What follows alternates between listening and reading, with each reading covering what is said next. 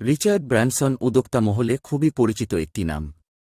Student magazine থেকে শুরু করা ব্যবসা ভার্জিন রেকর্ডস এ উন্নীত হলে তিনি করফাকির অভিযোগে অভিযুক্ত হন।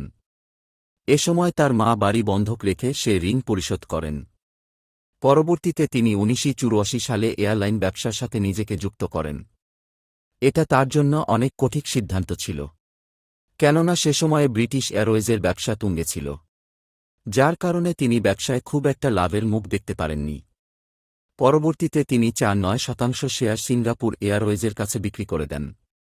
বর্তমানে তার ভার্জিন গ্রুপ বিশ্বের ৩০টি দেশে ২০০টিরও বেশি প্রতিষ্ঠান পরিচালনা করছে। ঝুঁকি আমাদের জীবনের মোড় ঘুরিয়ে দেয়। প্রতিকূল পরিবেশে ঝুঁকি নিয়ে সফল হলে সেই সাফল্য পূর্ণতা পায়। এছাড়া এ সময়ে নিজের সামর্থ্যের সর্বোচ্চ ব্যবহার করা যায়। নিজের সর্বোচ্চ ব্যবহারের মাধ্যমে আপনার সাফল্যের জন্য অভিযাত্রীর পক্ষ থেকে শুভকামনা।